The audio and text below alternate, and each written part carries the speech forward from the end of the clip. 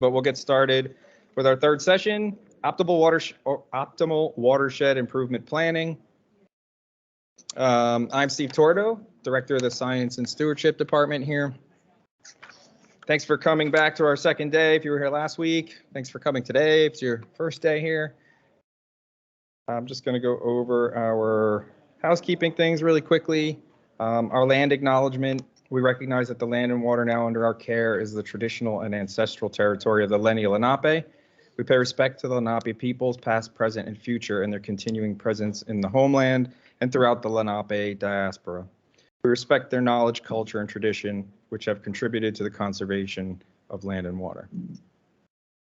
Shout out to our sponsors, Davie Resource Group, New Jersey American Water, NJ section of AWRA, Princeton Hydro, Sustainable Jersey, Stuart Green, and the New Jersey Sustainable Business Council. Please silence all of your devices. If you have Q&A, we're going to save it until the end, and then we'll just pass around the microphones, but the microphones are purely for the online virtual folks so that they can hear us. It won't come out over the speakers. So please wait for the microphone. If you're virtual, make sure you're muted and use the chat function to submit any of your questions, and we'll try to address as many as we can when we get to the end. This session is approved for professional planner and professional engineer credits.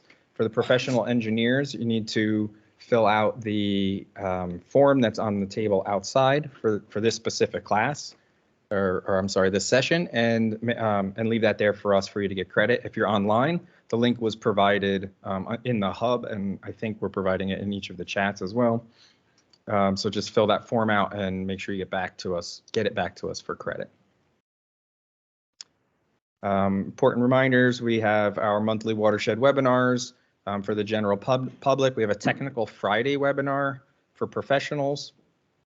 The schedule of which will be announced pretty soon, but we have our first Wednesday, Watershed Wednesday webinars on the 22nd at 6 p.m. Is a fireside chat with Sue on environmental advocacy and storytelling. And with that, I just need to switch. Look good? Okay. Do you mind if I let you introduce yourself just for time's sake? Just for time's sake.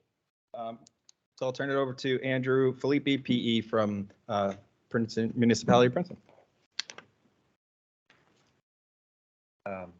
So Steve, I don't hold it against you. It happens all the time, but Filippi. I know better too. I'm sorry.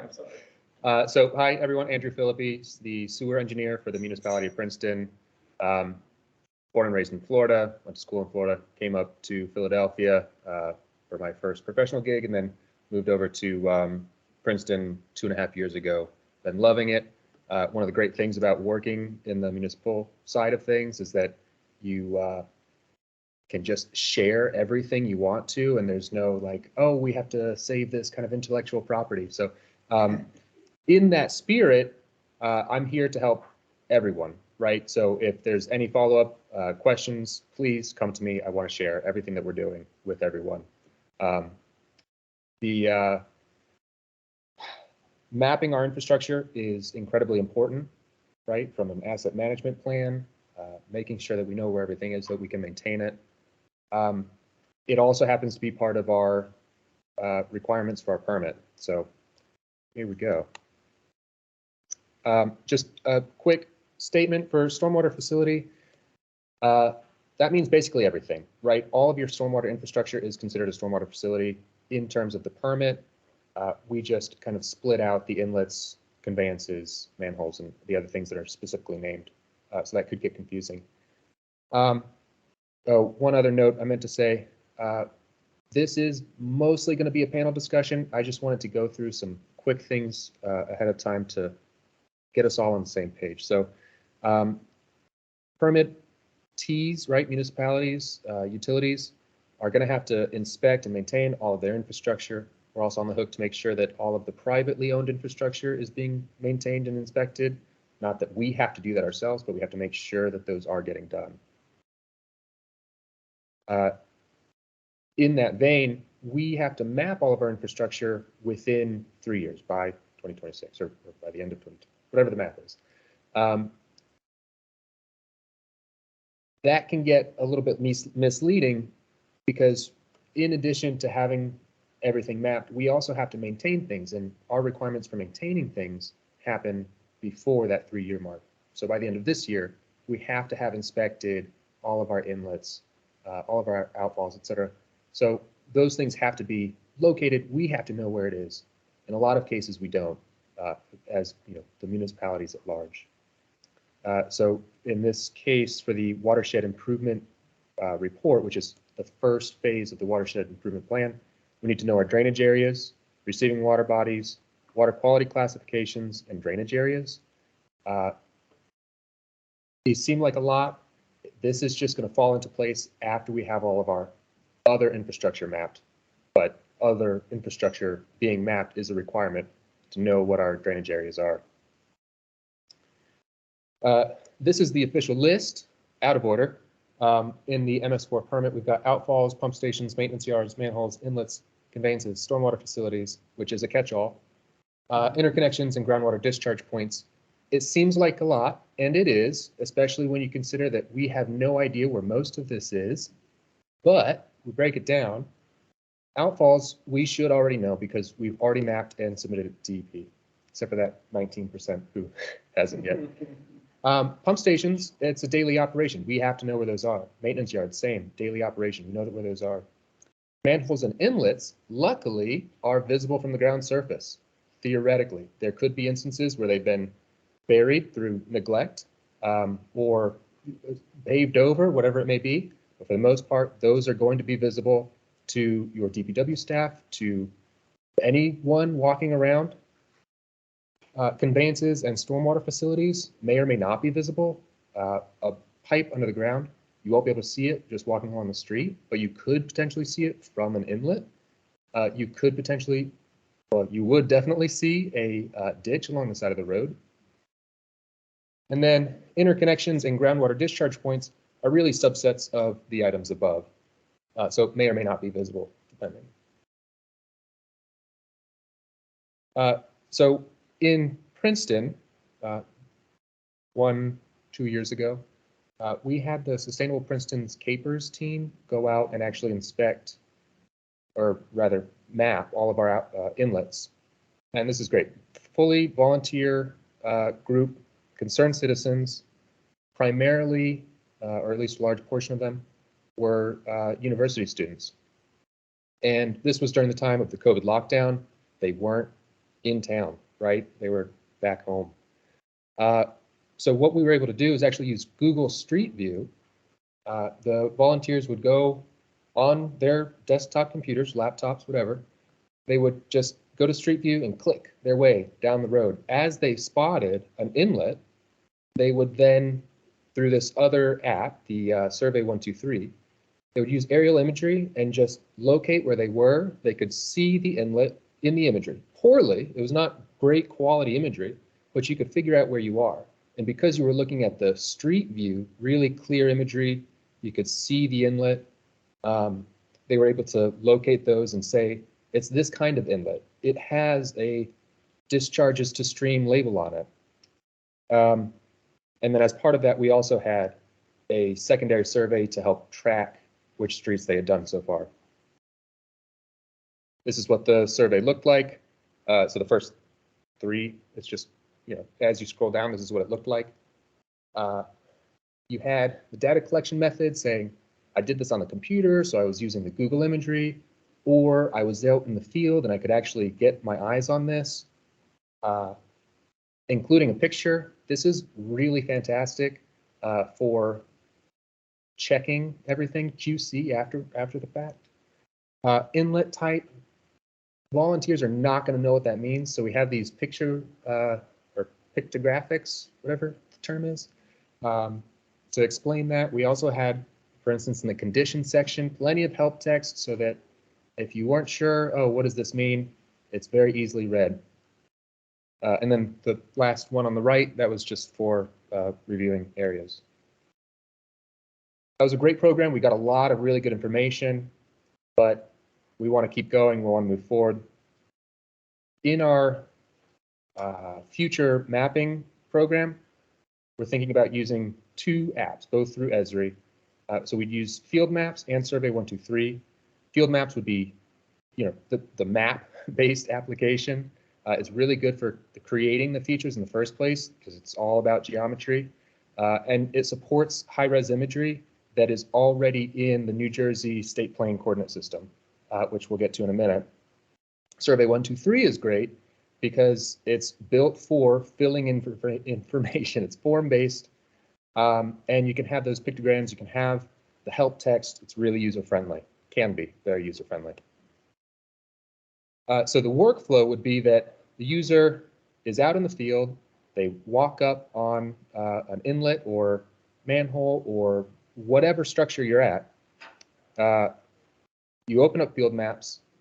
You zoom in on where you're standing or where the asset is. You find it within the imagery. You place the dot there. Once you've placed the dot there, and this doesn't show up quite as well as it did on my screen, there's a hyperlink just with the pop-up that will, if you click it, send you right over to the other app to fill out the form. It would look akin to what you saw on the previous slide. So we want to use the imagery instead of relying on the GPS of the mobile device because we've got a 6-foot tall figure for scale there. GPS devices on your mobile, GPS on your mobile devices is highly inaccurate. You've got a 16-foot spread in the horizontal or 27 in the vertical. It's not necessarily that important that these assets are mapped exactly where they're supposed to be with survey grade accuracy, but you do want to know where they are in relationship to each other, and you do want to know where they are vertically. So if you've got an inlet next to another inlet, they're 5 feet apart, 10 feet apart, and you try and drop a pin for the first one, and then you try and drop a pin for the second one, they could have gotten switched. And now all of the asset information that you're trying to fill out, or later down the road when you're using GIS to support your inspection program, you will have switched the assets and you're confusing a lot of things. Furthermore, for the vertical accuracy, that's important because when we go to trace out our utility networks and figure out what our drainage basins are, we want to know which assets are higher than others so that we know which direction water is going to flow. So what we're going to be doing is using this high-res imagery. Instead of having that streaming constantly, it can be a huge data suck. What we're planning on doing is actually creating these copies, hard copy, or digital copies, whatever you call it, and downloading it to the device. I've actually got it on the tablet here already, so that you were not streaming data. This was a huge problem in Princeton because we've got really, really terrible cell signal in some portions of town. And so it's just impossible to do work streaming information, not even the imagery, but just anything at all. You can't access this online stream data. And so we can download all this, zoom in, and specifically the DEP mapping and digital standards call for using the New Jersey State Plane Coordinate System. Anything that we can stream through Esri or through NewMap or these other sources is not. It's all in WGS 84. So using that online hosted or on-device data gets us better accuracy, and not just better accuracy in the theoretical sense, but having it line up better with our other sources of information, such as our LiDAR data.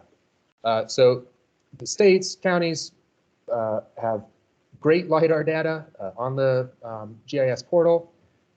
So if we are able to place an asset, for instance, in this photo, you can see that on the right-hand side, we're using near map imagery. It's a 2.5-inch resolution. We can even see the cracks in the pavement. If we place our inlet in the correct location based on this imagery, we can actually line that up with the LiDAR data, and now we have very accurate elevation data for that asset. All we have to then do is get a down measurement from the surface to the bottom of the inlet or the invert of the pipe, and And then we've got our invert elevations, which is going to tell us our flow directions, capacities, etc.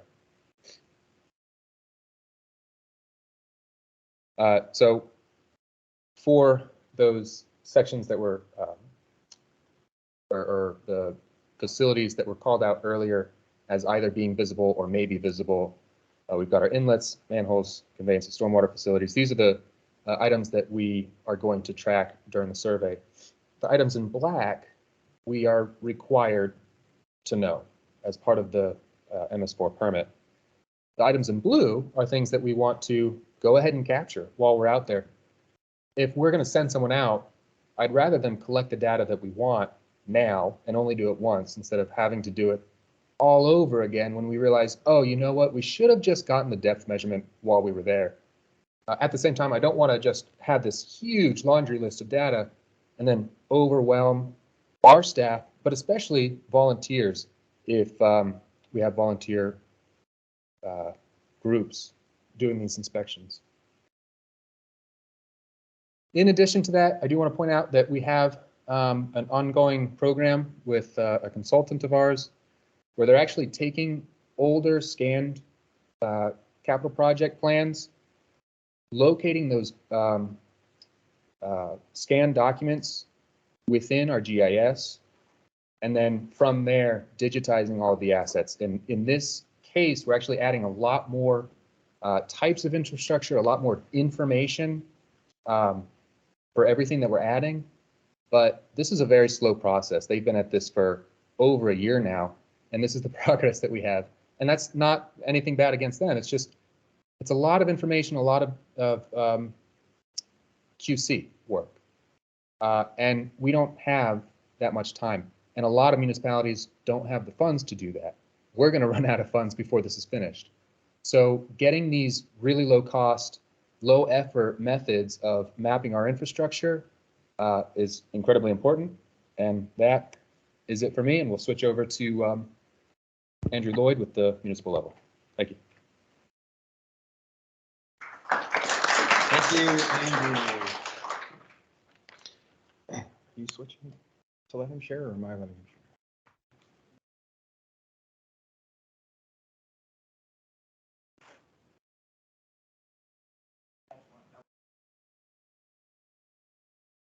Oh, there he is.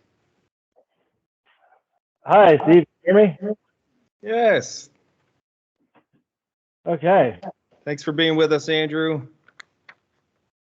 You want to introduce yourself really quickly, just for the sake of time? Yeah, thank you so much. Andrew Lloyd from Mercer County Planning Department. Glad to be with you. You're glad I'm not there coughing all over you guys, so appreciate the technological.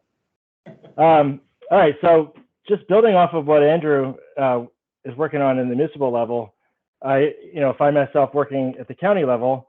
So being a civil servant, I'm looking at what are the things that we have to do as a county with stormwater management, and what are the things that we can offer to do or that we are requested to do.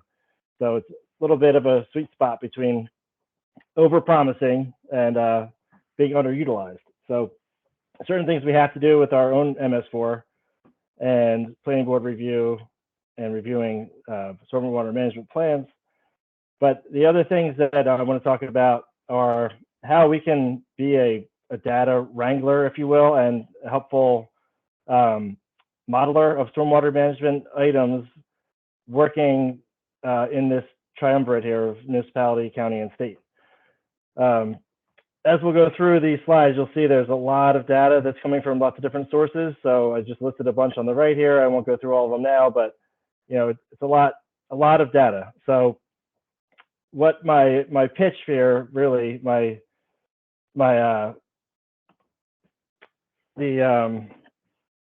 punchline is that I want to be able to help municipalities get to the point where you can figure out what the drainage area is for basically anywhere in the watersheds that you're involved in. So that goes across municipal boundaries, right? So I'll show you some examples of ways that we've been able to model using infrastructure that's not visible, like Andrew was talking about, the stuff that's underground and that you might not know about if it's not maintained by a municipality. It could be maintained by the state if it's a state road, or the Turnpike Authority, or a strip mall, or anything. So, you know, the way that I'm sort of thinking about the foundation here is that eventually you're going to have your engineers knowing how much water is going somewhere and how fast it's going.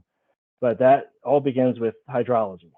So unfortunately, we can't change the amount of precipitation that's falling, but we can guide where it goes, how fast it goes, if we know how it's all collecting together. So what I can do, what the county can do, is coordinate, support, offer modeling, imagery, you know, data, to help watershed-based planning, because they go, you know, across municipal boundaries. There's a couple of things that the watershed has been spearheading: the Lower Stony Brook study and the Essex Roundtable, which is our early attempts at some regional approaches that have been pretty fruitful, and I want to just build on that. So my goal here really is to help calculate catchment areas so towns can identify potential locations and prioritize best management practices. So, you know, we got the announcement about the funding.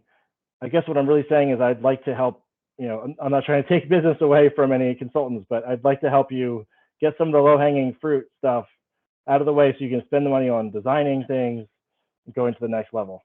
What we, you know, can't do is physically maintain a whole permit and get all the data for anybody, which I assume is understandable.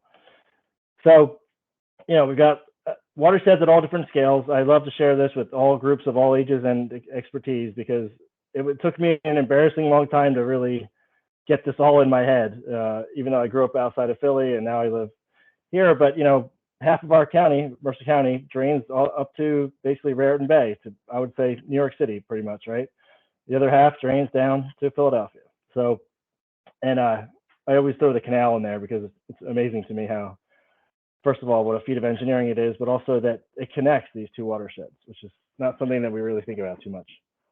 All right, so I'm going to go through this really fast. Just basically here, I'm saying that, you know, a municipal boundary could surround this urban area and have the highlands outside of it, or the line could go across here. It could go any number of ways, right? There's no telling what the boundaries are going to be like, and it's not a blame game. There's, you know, most places are upstream and downstream. I know it's not always true, but we have to kind of get over the blame games, because here's our county, Mercer County, and in the colors are the municipalities, and the black lines are the Huck 11 watersheds. You'll notice that, you know, no town is in only one watershed, and no watershed is in only one town. As I say that, I think that's true. Yeah.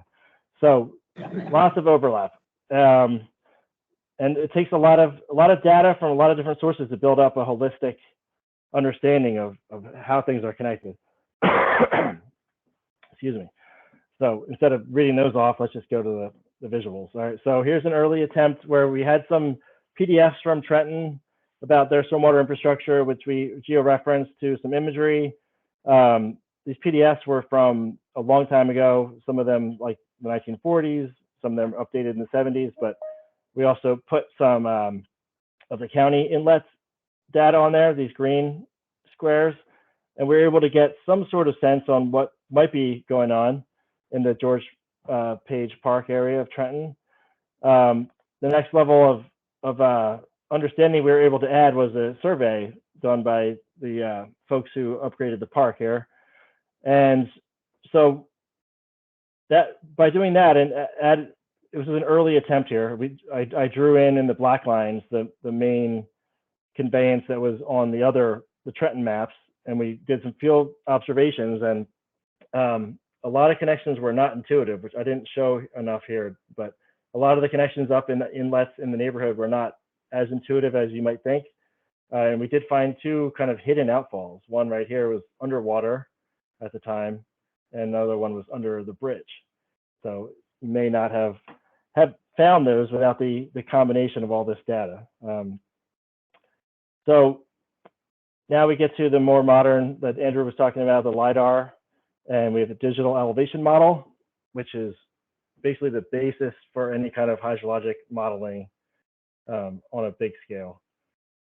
And to practice this, or to, I mean, it came about kind of organically, being speaking with a municipality about a problem they had about a washed out bridge right in here, more like a culvert, but we'll call it a bridge.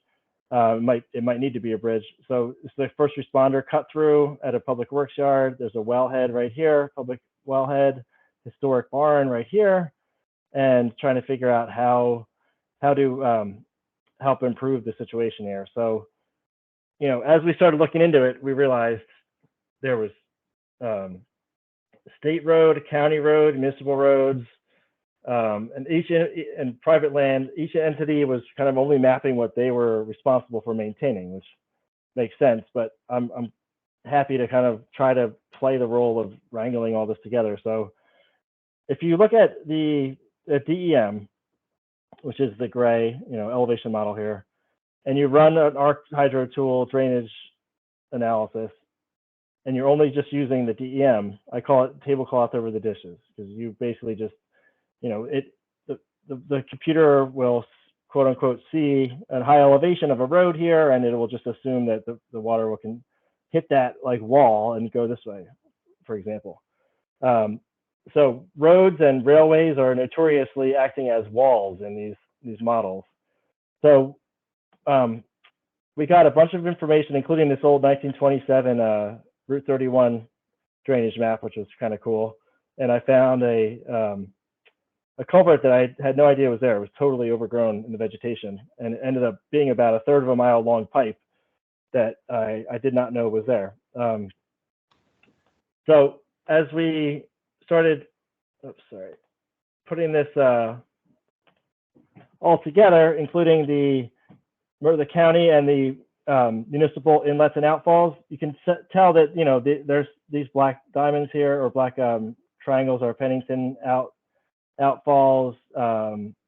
Mercer outlets are in red. I don't see any here, but they're not really showing how things are connected, right? So it's helpful, but not necessarily the whole picture, and it's hard to tell. And this green line is the Huck 14 that delineated using kind of the same method that we're talking about here, but maybe not with all of the granular detail such as this. So what we did is we went a little deeper into the field and started finding out where all these interconnections were, not necessarily between municipalities, but just, you know, culverts and pipes that are under roadways.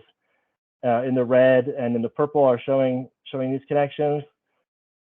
And we wondered what would happen if we reran the model, because at this point, the drainage area for the bridge, which is like right here, looked to be no more than, you know, like 20, 30 acres maybe. It looked like every time the water would hit a roadway, it would just follow the roadway, and it might end up in the right place eventually, but the connections weren't clear and the drainage areas. So we ran the model again, and I hope this is big enough for where you are. For me, it's pretty small, but this is the one after the added in. So what you do is you take these under surface structures and you burn them into the DEM. You're basically like taking a hot knife and like sizzling it right down into the model so that water will be allowed through these walls. And so when you do that, you realize, like you see here, when in the old model, the runoff looked like it would hit the roadway and then travel to the east here. Once we added in these culverts and conveyances, we got a much better picture on where the water, how the water was arriving at this place. And if we zoomed out a bit, and we could, oh, sorry, this is just showing the imagery with it. So this is only the DEM and the NHD flow lines. And this is adding in the culverts. And there's the better model. So we can tell right away that, you know, we're getting runoff from across 31 in the north and the south, maybe even from the shopping center over here.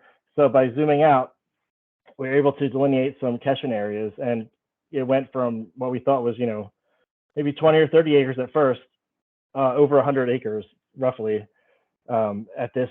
This is always an iterative and dynamic process. So this is like the best at the moment that we came up with. But in order to fix that washed out culvert, if we use a design for a catchment area of 20 acres or something, the hydraulics there, I'm not an engineer, but I'm assuming that it could be undersized or, eventually not be, have the 75-year lifespan that we're looking for these kind of things. Not to mention, really, the other beautiful thing is that it gives us locations for possible BMPs, because we can work our way backwards from the problem point and find out, what is the land ownership here? Is it a county? Is it a municipality? Is it an existing detention basin that can be retrofitted? We can work our way backwards and identify and prioritize areas to reduce the amount and the rate of water arriving at a point. So I know we want to save time for questions. So just to put it in a little wordy slide here, as you're gathering your data for MS4s, please, consider sharing it with the county even before it's necessarily perfect in perfect format. Like if you have culverts and interconnections, those are the things that really help get a watershed-based understanding, which I guess will be part of the watershed improvement plans. We can also likewise share whatever data and modeling we're coming up with back with you. And then we've been having some really good coordination, which Tim is speaking next, but at DEP, we're forming some good relationships whereby some of the data that we're able to look at could end up feeding back into the NHD, so that it's there for the taking for anybody who can access the NHD, a little bit more granular hydrology. So as we know, for designing anything, first we have to know where the water's coming from and that catchment area. So this is my pitch to work together and look at the county as an ally in these things, and maybe we can take some of those early steps of the process and turn them into low-hanging fruit instead of, obstacles. Hey, thank you so much, Andrew. Thank you. Especially powering through your illness there. Yeah, no problem. I didn't know I could speak for that long. That's great. And if Andrew looked or sounded excited or said, "I'm happy to help," it's true. We're geeks about this stuff. And any one of the four of us, I'll add me in with you, will stop and say, like, "What? I don't know that. Where does that go?" And then 5 minutes later, we're wondering about our life choices and whether or not we should have had somebody with us when we're exploring culverts and stuff. But again, we have Tim Ebersberger from DEP, Environmental Engineering, and it's starting to seem like the MS4 guy. So yes, if you weren't there for my presentation this morning, I'm Tim Ebersberger. I work in the Municipal Stormwater Permitting Unit at NJDEP. I think it's great that I was able to come here with our kind of mapping colleagues and the two Andrews. They're basically our A+ permittees, if you will. I don't say that lightly. I did not tell them what they had to say today. They came, they said what they said on their own accord, and they're doing all this cool stuff on their own. So I think it's great for you guys to see that there's municipalities that are going way above and beyond what we're, kind of pushing at the state level. And even the county is doing an excellent job understanding the hydrology, watersheds, and municipal stormwater infrastructure.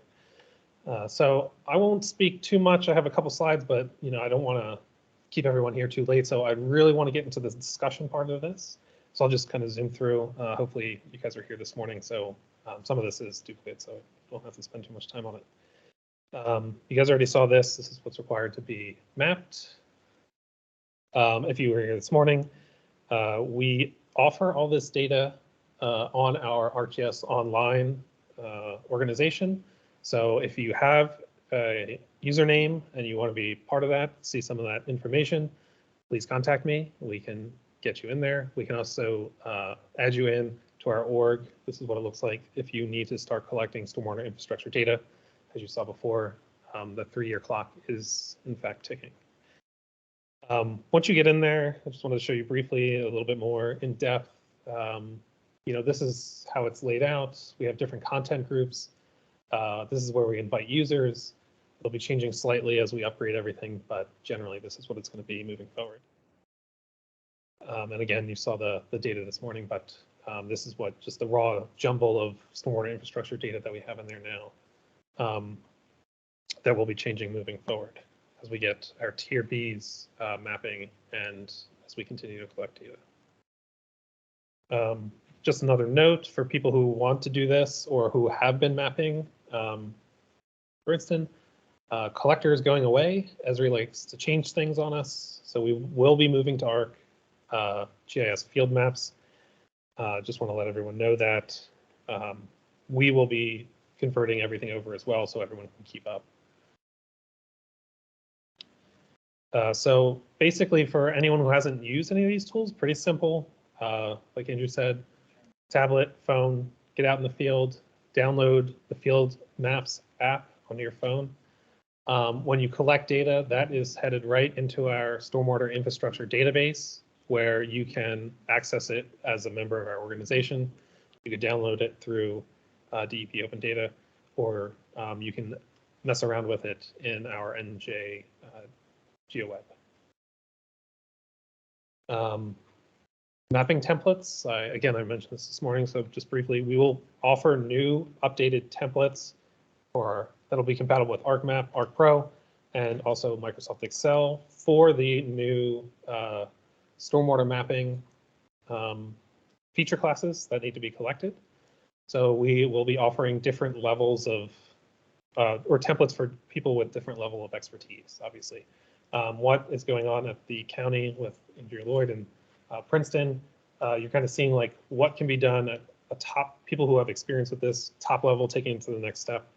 At the state, we have to take into consideration all levels of experience and all levels of interest in this.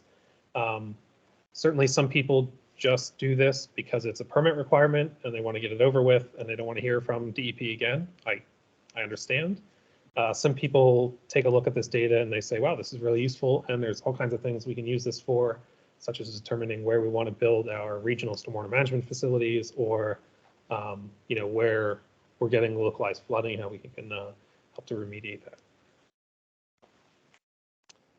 As you heard from the commissioner today, I didn't want to say this morning and steal his thunder, so we'll talk about it now a little bit. $75,000 to all our tier Bs. Any tier Bs in the room? Tier Bs, okay. Well, not as exciting then for the tier A people. You still get some money here to help you with mapping, $25,000. That is better than $0. So all you have to do is apply. You will get some portion of that dollar amount. It's going to be as simple as possible, one-page application. We give you some portion of that money, and you get the second portion when the mapping is complete. At least that's how it stands to work right now. So that's good. I think if anyone was around in 2004 in the stormwater world, there was money offered to the initial tier A permittees. I don't recall what that amount is. It might have been $40,000. So, with inflation and all that, the tier Bs get their 75 and tier A's are getting 25. Okay, I'm bringing this up again because it's super important. Engage your communities. All right, you don't have to, and no offense to the consultants out there, you don't have to necessarily hire a consultant to do the stormwater infrastructure mapping. Talk to your watershed groups. Engage your local youth. I just spoke, I don't see her in the audience now, but I spoke to someone who would like to get their Boy Scout troop out for an Eagle Scout project to map inlets. That's a fantastic idea. We're certainly willing to work with anyone who wants to do that and issue a bundle of licenses temporarily to a group of people who are doing a mapping event, if you will, to get that taken care of. So that's, we're willing to work with our permittees to make sure that this gets done. And we're encouraging our permittees to look at other avenues to get help getting this done. And of course, we all know, the younger people these days, they're much better with the phones and the tablets, and I'm not even that old. So if we can get them to go out there, they'd probably have a blast doing this kind of stuff. County-based groups, you heard from Andrew. I'm not sure if everyone here is from Mercer County. I can't speak for every county. I know in where I live in Burlington County, they have an excellent GIS department who's willing to help their municipalities. As Andrew mentioned, there's certain things he's willing to help with. Obviously, he can't do everything for everybody, but he is willing to offer some help where he can. So I encourage you to reach out to your counties and see if you can get a working relationship there. Sometimes they already have a lot of the data that they've been using for things like Andrew has, and sometimes not. Also take a look at neighboring municipalities. As Andrew from Princeton said, he's willing to share with you his tool that he created for Princeton to use. So reach out, talk to people. It's possible that your neighbor's been doing all this mapping and they have this cool way of doing it, and you could take advantage of that, and that'll make things much easier. Existing data, you can find tons of existing data in NJDEP, manipulate it there, create layouts. It's free to use, it's on our website. NJDEP open data for the more advanced users. You can download data sets, all kinds of different things. Go check it out. You can use that with ArcMap or ArcPro. Another source of information that you may want to check out, I didn't talk about this morning, but it is called the New Jersey Hydrologic Modeling Database. It was created by, well, back in the day, it was DEP, Rutgers, and Department of Ag. So Rutgers hosts this service. Information is input from our soil conservation districts. So when they review plans, and they've gone back through a lot of their older plans, they're inputting information about stormwater management basins in here, especially ones that have been part of their approval process. As you know, we issue or administer the 5G3 permit, so that's where that connection is. But in that, if you go into there, you can find a basin, you can get some information about it, the project name, when it was built. It has some engineering data in there that you could take a look at, different inverts, and also attached to that is, if they had it still, the plans for those stormwater management facilities. So this is an excellent resource for people who do not know where their stormwater management facilities are. This is a great starting point. I cannot say that this is a 100% complete data set, so you will still have to check and make sure that everything in your municipality is mapped and included, but this is a fantastic place to get some information to get started. We do offer this. We do have their data set in our ArcGIS Online tool. We did bring that layer in, so when you're mapping in there, you'll see little points that are coming from this database, so it's a good way to just put your point over top of theirs and be done. Okay, so this is kind of the data flow as what's going on right now, right? So, and what we project. We got field maps where people are inputting data directly into our database. It's QC'd, it's pushed out to the public. That's the field maps. We have our templates that we offer. People append data into those templates. It's checked by DEP staff and appended into the database. And then we have people who submit CAD, which we do, please. It's easy. Yes. CAD, which we do not offer a template for, but we will accept CAD files. We convert those into GIS data and it gets put into the database, obviously. So, and here's where we're offering that data out. So, that's being pushed back out on ArcGIS Online. You can get it at GeoWeb, NJDEP, open data. And then this is kind of where I stop talking at you guys and we start the conversation, because we want to be a resource and helpful to people like Andrew in Princeton and Andrew at Mercer County and everyone in the audience here. So, and I'll pose this question first to my panel members here. What can we offer at DEP, from that data? What useful ways can we push that back out? Web maps, interactive web maps, story maps. Andrew from Mercer County mentioned entering that into the NHD, the hydrologic database. is there more data that we can make available to people to use? So I guess that's kind of the kicking off point. I don't know if you guys want to answer that first, and then we can hear from the people in the audience of what we can offer. Maybe they can also talk about what municipalities can offer and the county can offer. So Yeah, these will work, get us to the online presence for the room, just speak kind of. Okay. Yeah. Yeah, so I've got right off the bat 2 ways that I think viewing this data would be really helpful. The first is that as part of the new permit, we are required to have a dedicated stormwater page on our website, as well as specifically a map of all of our stormwater infrastructure that we have collected. Instead of us or other municipalities needing to have the know-how to include that information on our own websites, if we could have basically embedded map through the ArcGIS hub, that we could just very easily get the HTML code from you guys to embed into our websites, that would be fantastic, especially if we had a way of within that filtering it so it's only our municipalities to avoid confusion. Not necessarily something that I need, but I expect that it's going to be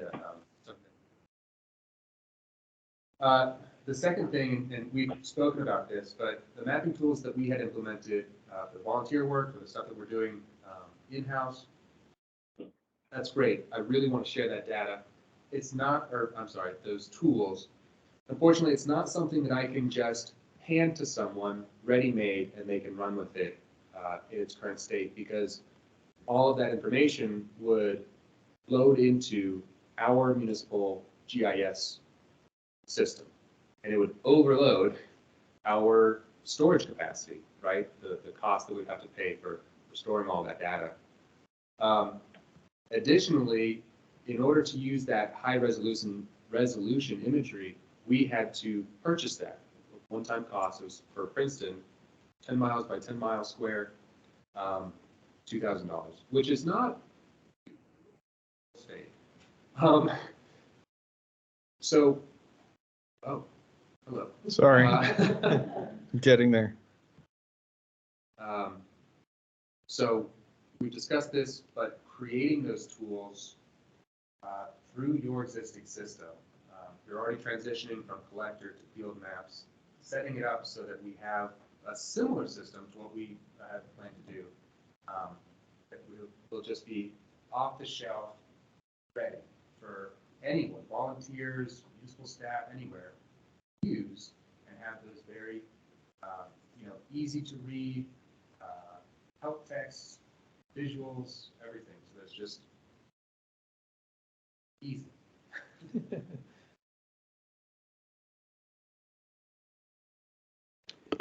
If you don't mind, our panel, I'm just going to sort of summarize my point of view for the audience, and I want you to correct me if I'm wrong, just the importance of all of this. So what Andrew described in the first talk in terms of that mapping, how it connects to what Andrew Lloyd from the county, and then to the importance of actually making a difference.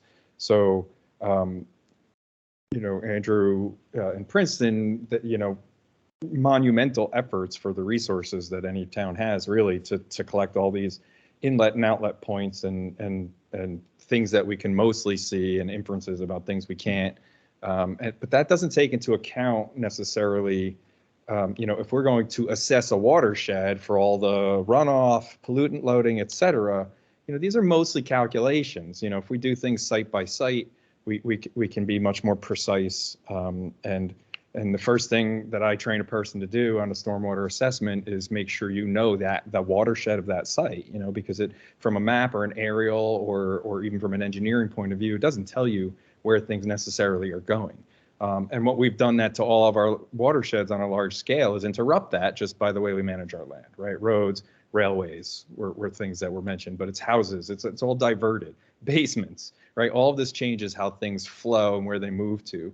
And that's what's important about what Andrew Lloyd represented was what's the true watershed? What is the true catchment area? If we look at it from a topo map and what we think we know, how many acres is draining to where versus what's reality if you look at the subsurface and the way that human development, et cetera, land management has really diverted things.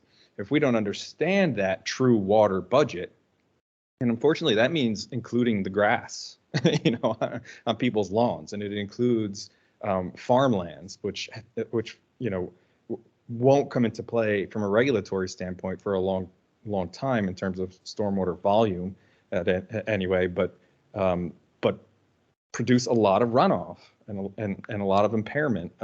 So if we don't include all of these things in the budget and really know where they're flowing, then we don't know where to how to intercept it.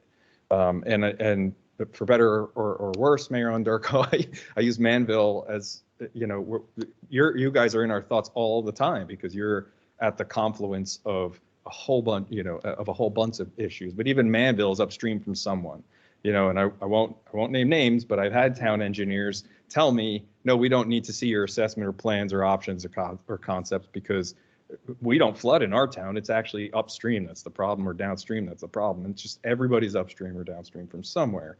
And I usually, if I'm feeling, salty enough, say, tell that to Manville. Maybe you don't flood at your house or your municipal building, but you're still shedding water into the millstone, and the people downstream from you are feeling that. So this is like incredibly important, because even if we had the utility money, like the big fear about running a utility, really, at least from the management aspect, is it failing. Like if we get it to go, to run in a few towns and it fails, we're going to be in big trouble from a few standpoints, and getting it to work for the state and to continue it. So if we don't understand, I love those LiDAR pictures that make everything look like veins, because it's the lifeblood of how we're interconnected, are the waterways. So if we don't understand how those natural watersheds all come together, at a confluence, but also how they're affected by human impact, then we can't it's the same as saying all the water's falling in here and rushing towards me, but I'm going to put the rain garden in to fix that, I'm going to put a rain garden in the hall. So if we don't understand that, we won't do the proper work. So, Andrew, did you want to add anything? I don't know if your voice is there still. I know you'd like I know you want culverts from DEP. I got that. That's on my list.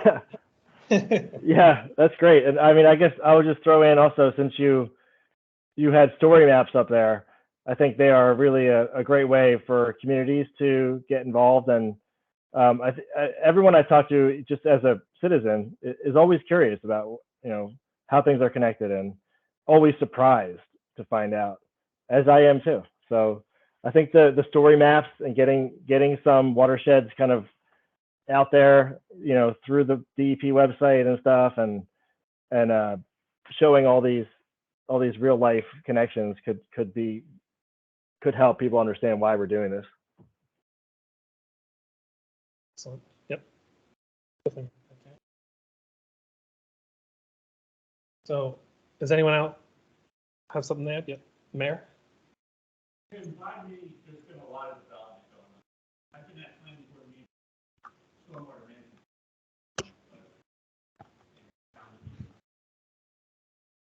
I want to know, does the DEP review some of the development plans? There's a major development by me in Somerville, by the train station. If you go in there, it's groups as far as the eye can see. I didn't see any retention. When I inquired about it, they said there's no recharge. So, like, the water, I was told, is going out to the Raritan under 206, and then it makes nothing in the. So, like, who at the DEP, is somebody monitoring proper stormwater management? I'm just going to rubber stamp it. Where's the oversight? So that's an excellent question. The way it works is the town is responsible for reviewing the stormwater management plans under 7:8 if it does not trigger land use.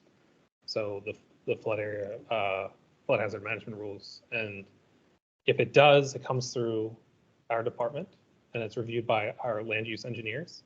And then they're checking that to make sure it complies with the stormwater management rules.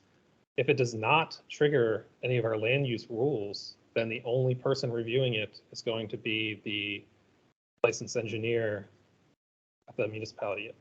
You want something to add to what I was saying? Let me just give you the mic so they can hear you online. Thank you. So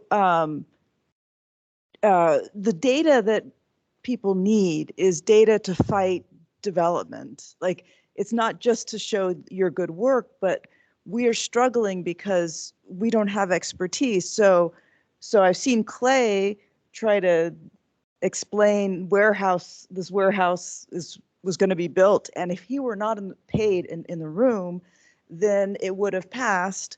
And even with his knowledge, it was still challenged. And so we're in this situation where, I feel like there needs to be a state person who comes into all of these meetings, because we can't afford, a lot of communities cannot afford to hire an expert or a lawyer to fight this. So the data that I see that would be necessary is on the website is to make the flows and the history of a particular neighborhood so that people can come to the meetings. I mean, we come to the Watershed to help get expertise for them to assess the history of our neighborhood in order to make a case to at least shrink the size of a development.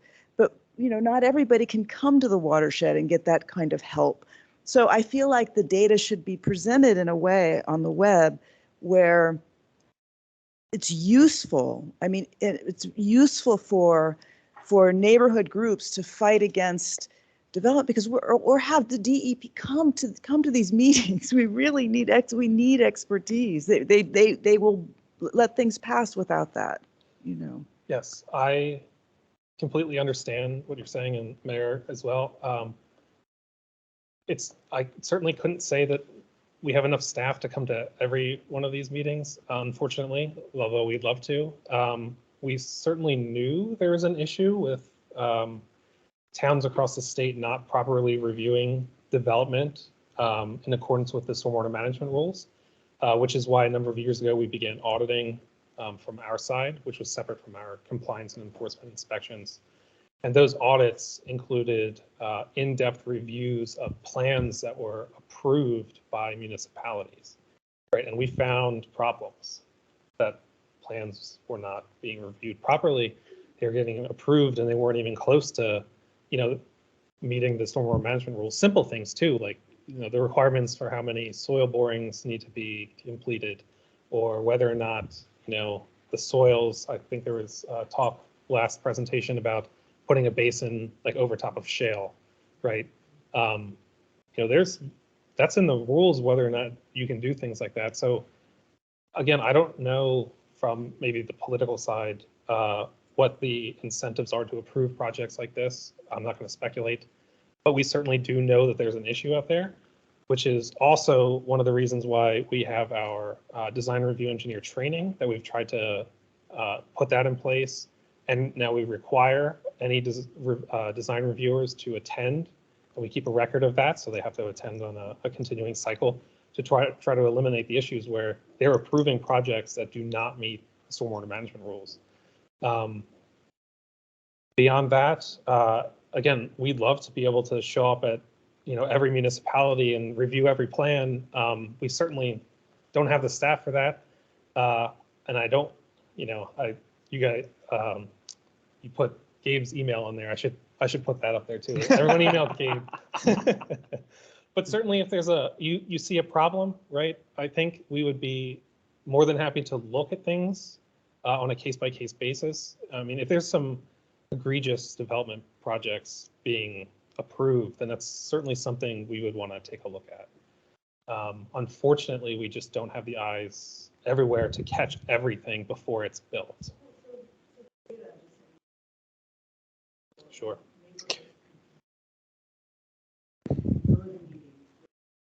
Sure. Tim, can you remind us of the app or web page for reporting things if you think it has been reviewed properly or there's a violation, or is it Yes. Warden? It's that app is called Warn DEP. Oh, Warn. Yeah, and that's an app. If you feel like there's some sort of issue that pertains to DEP, please report it through that app. I mean, that the first look will be taken by our compliance and enforcement group, if that's appropriate, and then that'll get escalated as it needs to, based on what the issue is and what groups of the department would need to respond to it. But yes, certainly, if you see something that is not right, report that, as the commissioner said. You know, the unfortunate thing is that we still follow some rules, right? Including, you know, I'm a developer. I purchased this land in the year 2000 and got them approved under rules under 2000, and that is locked in. And so someone may be doing a huge development and claiming that those rules exist. I call bull on that, right? Because we're in crisis mode now. You know, that's not anything, not something that Tim can do about it, but we should lean on DEP and the towns to say, bull, you know, like it's not business as usual. It's, you know, people are losing lives. We're spending a fortune in repairs and we're doing it the same old way. So no, it's a blank slate. Like these are the rules you should be following when you develop something. I don't care how long ago you bought the land. I mean, that's a personal opinion, and I'm not the policy person in the room. But also, sometimes they're just trying to slip it under the radar. I hate to say that.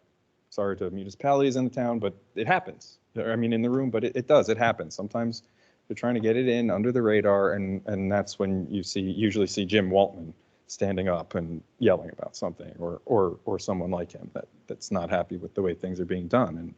And so yeah, you should report it. Now, moving forward with the request for data, anything that's being collected as part of this permit, we will certainly be putting together and pushing it out as we have with the prior permit. Obviously, all we had before, as it was required, is outfalls, but you saw the list. I mean, it'll be quite comprehensive as far as stormwater infrastructure. That will all be available in the methods, or the pushed out through the channels that I showed. And you saw through what Princeton and Mercer County are doing. There's certain places you can go with that data. If you want to use that data, you know, through NJDEP and develop layouts and maps and present that at town council meetings, that's certainly something that we want you to be able to do. So if you find that you're having trouble accessing that data, now granted, it's going to be 3 years before we expect to have all that more comprehensive data in, but if you're looking for something, don't hesitate to ask, right? And we'll see what we can do. And, you know, you can see once we have that data where we can go with it, right? We might be behind at the state level, behind Princeton or behind Mercer County, but we certainly, as we collect it, we want to manipulate that data and push it out in ways that are helpful for people to determine, you know, is this development appropriate for where they're putting it. So if you have anything to add, Andrew? Or Andrew?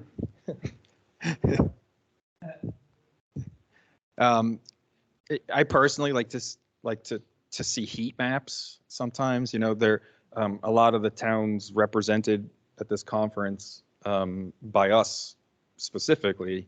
We created impervious cover assessment and reduction action plan reports for the towns, and these were cursory on the concept and reduction action plan side. So looking at a very site-specific way to handle runoff from specific commercial sites. But they did include an overall ever increasing sort of sub-watershed size report on how, what's the estimate of the amount of impervious cover and runoff and pollutant loading associated with those watersheds as they got a little bigger. And we're not the only ones that created those reports. So we did, I think, most of the municipalities, maybe minus one that was being done by another group already, in the Stony Brook and Millstone watersheds. Rutgers Water Resources created a whole bunch more for the Raritan and the Delaware and the Assunpink areas. And so these exist. So, search and look online, see if they exist. if some of these exist, because they do give you at least a rough idea of this is how much is building up in this sub watershed that's coming towards us, and this is what we're producing, et cetera. And that's someplace to start. But when we start plugging in the reality of where the water is going, including the work that Andrew Lloyd is doing, I would like to see heat maps of sort of what I call, pinch points in the plumbing, So when you add in all the man-made structures and the natural watershed details, here's where a whole bunch of water is piling up. And so if you remove this many gallons of water per storm event or per year above here, it would make such and such a difference. A lot of that gets around, I thought he was in the room, maybe, no, but Dr. Dan Van Abs was in the room earlier, and last week he asked the same question, like, all right, how much? We're not putting a number on how much we need to do where in order to make the difference needed. For now, that's on us, watershed groups, the municipalities, the consultants, to get that right in the jobs that we do. When we're doing it, we need to figure those budgets out, including 3 acres of lawn and including 50 acres of farmland, because if we don't include the entire budget and know exactly where it's going, we're going to not only will we get wrong how much we need to mitigate, but we'll put the mitigation strategies in the wrong place. Andrew, anything online that we didn't address? I forgot to go online there to see about questions. I don't see any right now, but I would just throw it out there since we're all in the room here, like earlier we were talking about how there's flooding and droughts, right? And something I would like to see eventually is, can we get to a point where we know where these choke points are? Can we not only reduce the flooding event, but can we develop ways to move that water, pump that water, store that water to a point where when it does become needed during a drought, then it's available. I mean, I know a lot of the big work in those areas was done almost 100 years ago. A lot of the dams throughout the state, and we're looking at flood control as well as just water quality. So, I can see, maybe I'm rosy glasses, view here, but I can see that developing if we get these modeling, attempts good enough. Could we get to a point where we could be pumping water into a reservoir or an underground or an above ground tank or something and being able to move it where it's needed later? That's certainly an interesting topic. And it kind of almost goes against what we were doing for a while there at DEP, which was let's get rid of all the dams and ways to hold back water to restore the natural ecosystem. But with the more prevalent droughts that have been occurring, yeah, that's certainly something that needs to be considered. We won't get a lot of support for maintaining dams in this room, but I mean, there are a lot of towns that actually have to pump their water into a tower or something like that, right? Because they don't have as much drinking water, potable water as areas like we do. So why can't we do that everywhere? So maybe not direct parallel, but one of the things that we, Watershed group, interested parties in this area have been kind of ping-ponging back and forth on is setting up basically a very simplified set of designs for rain gardens that homeowners can easily install themselves without needing to do the heavy engineering work. So if you're installing a rain garden or other green infrastructure as part of a design and it's your true stormwater management, it's required by your state or municipal rules, you need to make sure that it's working to a very specific set of requirements. If you're just installing the rain garden at home, you don't necessarily need to go that in depth with your design. If it works, it works. And we want to set up these kind of prepackaged, hey, pick which one you think looks nice and put it on your site, and just this is exactly how you do it, so that can be easy and quick to install. But those sort of systems will kind of address this drought tolerance issue by infiltrating groundwater.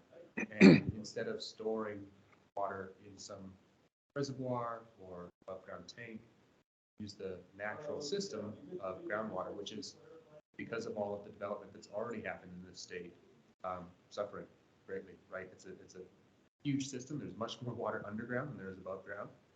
To recharge those aquifers, that's one way of doing it, and that'll certainly make a huge impact on our drought tolerance. Do we have anyone in the audience who has somewhat of a success story for stormwater infrastructure mapping, inventory, implementation? Anything that they want to share or talk about?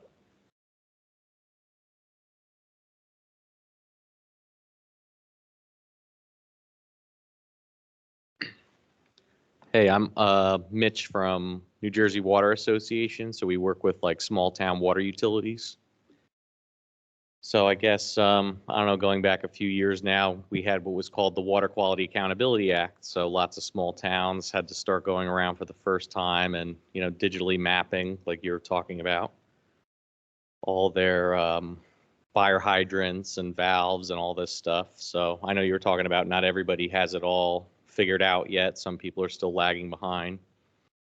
I think it was a hard sell at first, but a lot of towns that kind of didn't want to adopt it at first, they were afraid of the technology maybe, or obviously they had to spend a little bit of money to buy the equipment, but it's not in a lot of cases as expensive as hiring an engineering firm. So that was a positive.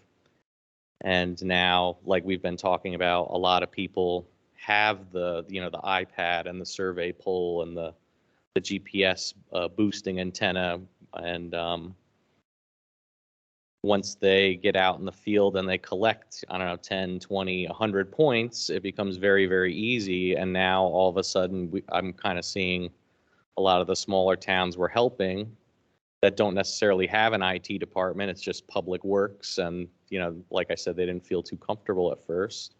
It seems like they're getting more excited about it, and they're starting to, some of the towns at least were, you know, kind of getting ahead of the curve and saying, all right, well, I'm going to start, you know, mapping everything that I can. We'll hire an intern, or we'll designate one guy. He can do, you know, 40 hours. He'll work like one whole week, and he'll just get as many data points as he possibly can. And I guess it's beyond that. Now they're starting to, it's not just about collecting the point, it's also about making the map and using the map. So they'll, you know, they have an iPad, they'll take a picture of the hydrant and they'll actually write notes in there, and, you know, what size pipe were they working on, or for stormwater pipes even. And then I think beyond that, going into the future, if once that data is collected, it'll be a lot easier to kind of like query the system, and they can say, okay, we had more main breaks in this section of town over a 20-year period. Why is that? And they can do almost like a thermal imaging kind of based map that shows, okay, this part of town is a red zone. Or so I think it's kind of cool to see where all this data collection is going. Maybe there are some security concerns, but I think that'll all, you know, get worked out eventually. So That's great. And it sounds like you got a group of people who could be, once they're done mapping potable water systems, they could be directed at the stormwater system, maybe. I think what you mentioned is something that I've certainly been seeing. I don't know if you notice that at your municipality, is that initial hesitance, right? Whether it's new technology, whether it's a concern about time spent, or whatever that may be. Once you get over that initial hump, it seems to just be downhill sledding from there. And I think a lot of people realize the usefulness of that data. Like you said, querying, determining where you have issues. So for stormwater infrastructure, you may realize that, you know, all the inlets in this area of town are getting clogged and they have to be cleaned, you know, once a month instead of all the other inlets across town, which are cleaned only once a year and they're fine. So you can start to hone your maintenance plans, and you can hone, you know, your replacement or infrastructure replacement budgets and all that. So that's certainly I'm glad to hear that, worked out. And Absolutely, yeah, you can also, put in work orders or we'll actually send a reminder to your. Yeah, we had a couple of survey polls at our office and equipment, and we like, let out the people how to use it, taking it down. Yeah, like I said, it started the drinking water side of things, how they're using. excellent. I don't know, Andrew, did you notice any pushback in your municipality when you first maybe started doing that? Was there hesitance? Oh, definitely, yeah. And our DPW staff is all union. So there's even restrictions on what we can do in terms of assigning email addresses, giving them phones to work with. It's a balancing act, definitely.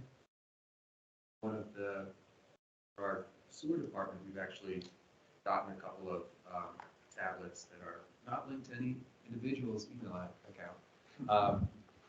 But we made really simple maps for the sewer system because we already have that GIS data in place. They can very easily zoom in on where they are, see the name and attribute information of these assets. They can click on the pop-up and pull up an actual design plan of what they're looking at, and they love it. I mean, it's so much easier to work with than these paper maps that they used to have. It makes their life easier. They know exactly where to look for something. So in terms of using the data, we'll definitely get there where it's not just satisfying the permit requirement, but really being useful in the day-to-day, having that information at your fingertips. And also in terms of your capital program, knowing how much there is to eventually replace, what should be replaced first. That's going to be really important for potentially starting stormwater utilities. You need to know, generally at least, how much you have that you can plan your capital program. All of that's going to funnel into your fee calculation.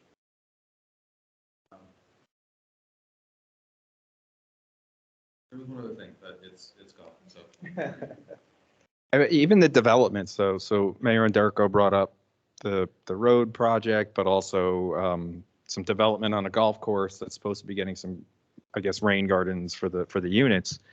If they're done right, and as someone who's put these in, you don't always get what you expect. You have a design, it looks like it's going to work. You go, you know that you think you know the geology, and you get in there and you hit bedrock by accident. You have to be have not the knowledge to in the consultants and the contractors to be have an adaptive management plan. But when they are done right, they work. There are tons and tons of case studies that show that that just putting in a rain garden properly for an entire neighborhood will reduce the runoff from there 95% or better. Just has to be done properly, and that takes a lot of this planning. So I did remember that last item. The fact that we made the app for our sanitary sewer staff very easy to use really helped with the implementation of the buy-in. That's something that with the stormwater mapping, we really want to work on.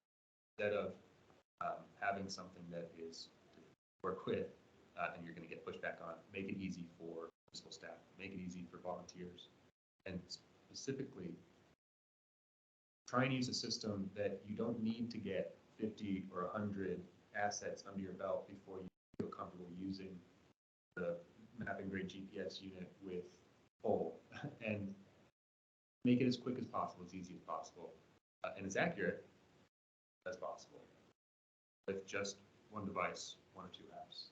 That's what we're working towards. I think the DEP, an incredible partner in making that accessible to everyone in the state. That's certainly where we're at. That's awesome. Yeah. And I just wanted to get one more opinion, not to put Clay on the spot, but we've heard from municipalities, county, state, other folks, from a consulting standpoint, is there any way where you see this data being useful from a consulting standpoint, or something that you would want from municipalities or the state or the county that would be useful consulting in the consulting field or side that would be helpful as you move forward with stormwater management and projects? Yeah, I do see it being useful. I mean, anytime consultant is tasked to do anything with it, place Andrew forward under, Route 31 or whatever, you need to know the drainage area. And, it's always a mystery, and it's better involved in field visit, but there's GIS data and all these other sources too, but things can be tricky in the built landscape. So the homework and things that you all are putting in, definitely be useful. Engineers or anyone else whose, number one job is to get it right. And so the more information you have on that, and build up a better base, start from, or, And then making sure it's used, right? So that, because that's it's not an insignificant cost, that upfront assessment and gathering of like making sure I understand how much water is really going there is number one. Yeah. It's number one. Literally number one. Boyd said that's the first step, the hydrology, and this information is very useful for that. Thanks. Sorry again for putting you on the spot there, but it's good to get perspectives from different entities and groups here. I think it really shows how we can kind of break down the silos that are starting to get broken down, but they're in place now, certainly within the DEP and between the DEP and municipalities, counties, consulting groups. And that's definitely where we're headed, is trying to break down those silos and really work together to solve this stormwater management problem, because it is certainly a problem and something that I think we're all on the same page on for wanting to solve. So, thank you. Well, we're quite a bit over, but this was really good conversation. So I appreciate everybody sticking around. Let's thank our panel. I feel like this was a really unique opportunity to have, 3 different levels of local agency here that are very enthusiastic about getting this stuff right. And so this was a really worthwhile session. I really appreciate it. Andrew and Tim, for you guys for being here. And you heard all of them. They're all happy to help. So That's true. Email me whenever you have a question or need assistance. I'm open to giving as much help and assistance as I can. In successively larger regional area, they're all happy to help. Yes. And I forgot to show my slide with my contact info, so I did put it in the chat. Oh, thank you. Yeah, thank you. And then the full decks will be shared out anyway to all the participants. Thank you, Andrew. Okay. All right, everyone. Thank you for attending the conference. Hope everyone got something out of it. Thank you to our speakers. And have a good weekend. Thank you. Thanks, you too.